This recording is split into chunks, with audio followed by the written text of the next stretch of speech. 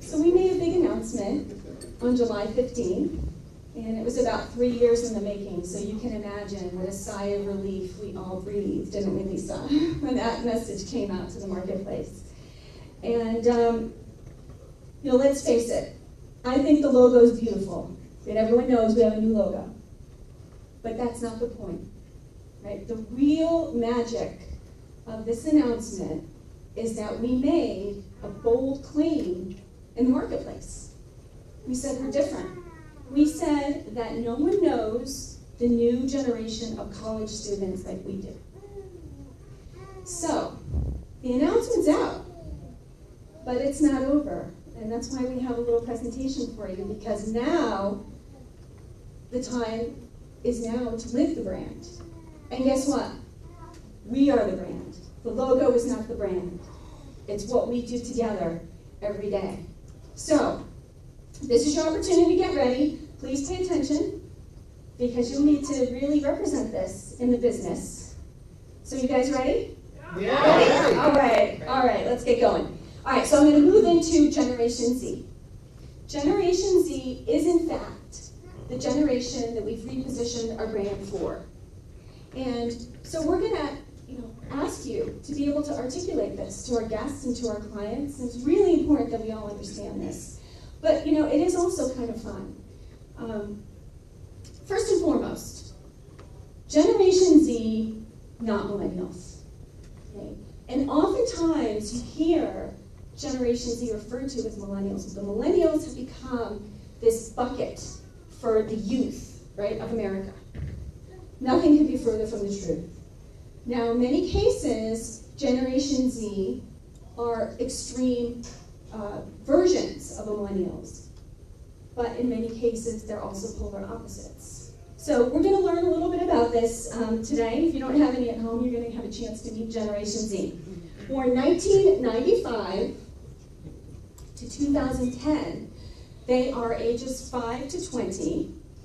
And I know you guys have some in the room, right? Who's got these guys at home? Okay, some of this stuff is going to sound really familiar. Tom's got 2 hands up. Some of this stuff's going to sound really, really familiar.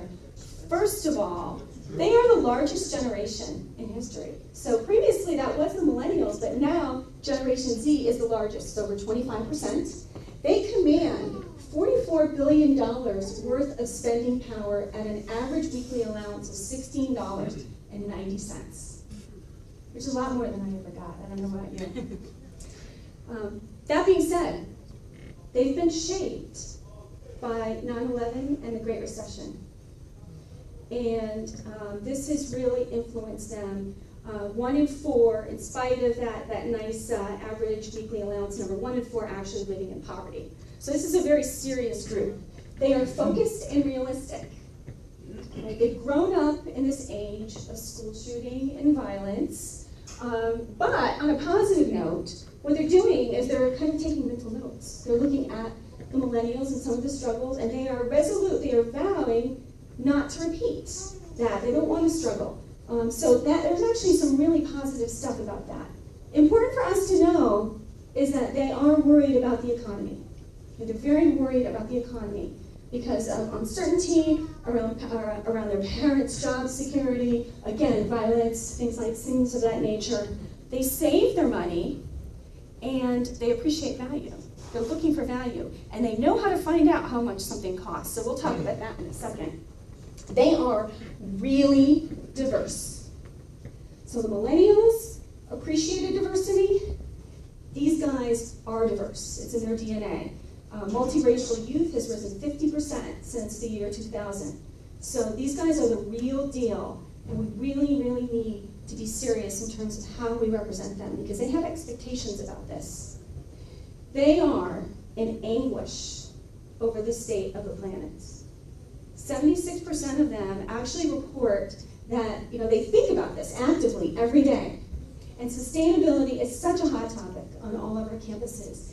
And yet, this implies that the ante is really going to be upped because they are really taking this very, very seriously. Now, this is a beautiful statistic. 26% of 16 to 19-year-olds volunteer. And they're going to make great associates. They rally around social causes. 60% of them are committed to making an impact through their job versus 39% of the millennials. So you see this, the extreme versions. And that has some really interesting implications for the social causes that we support and really aligning ourselves with what our student guests care about.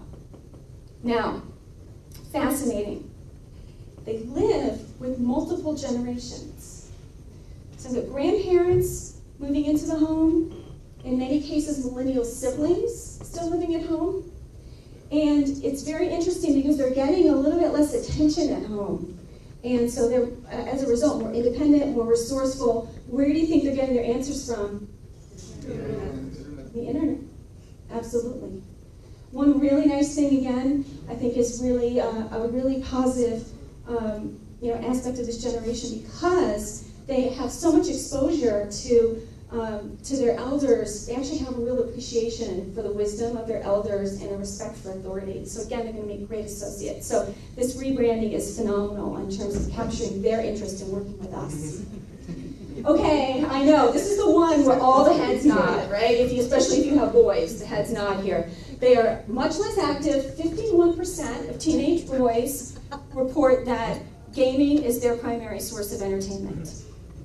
So, major change. And at the same time, they are the biggest foodies.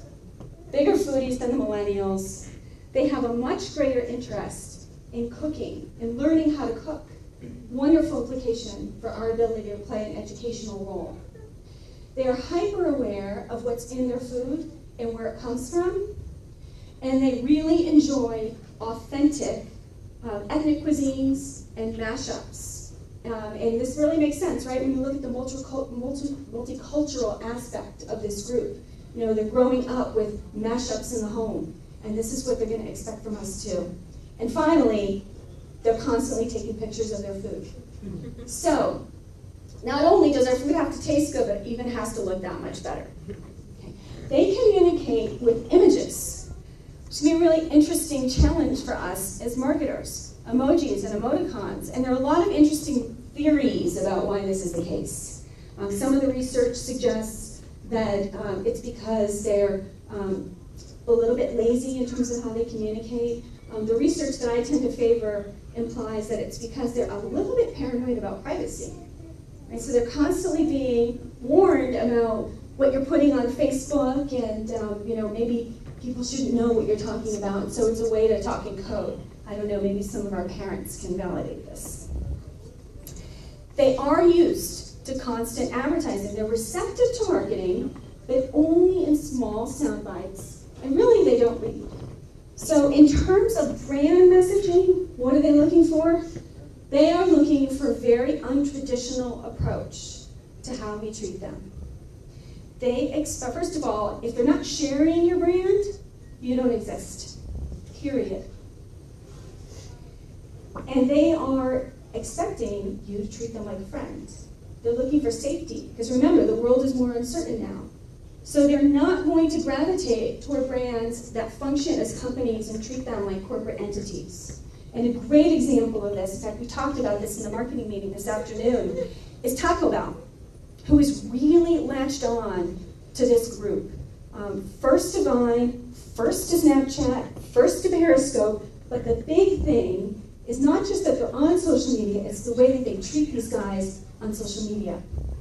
Because the signage you see in a retail operation for Taco Bell is very different from the way that they have this sort of quirky, playful approach in terms of engaging the social media audience. Right? It's not about selling a bundle. Right? It's really about getting their attention and then maybe showing them a picture of a burrito. Okay.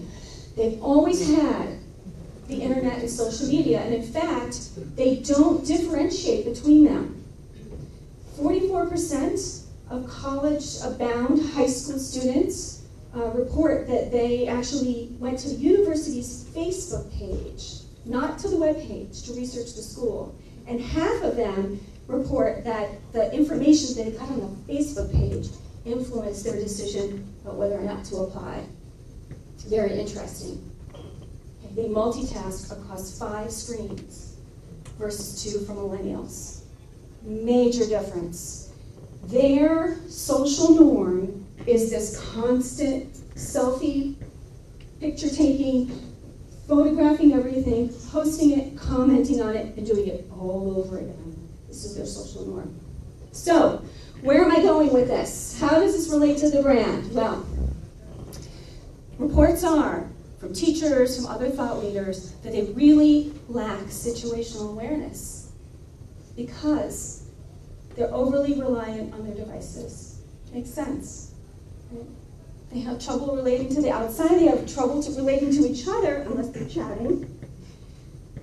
Sometimes teachers report they can't give directions. And that leads to this nugget, the big nugget. They've been described as overconnected, yet underrelated. So, Harvard School of Public Health says winning brands will break through and become successful if they can help these guys form positive, high-intensity relationships. And our brand positions us to do just that. And to tell you more about it, I have the pleasure of turning it over to Lisa.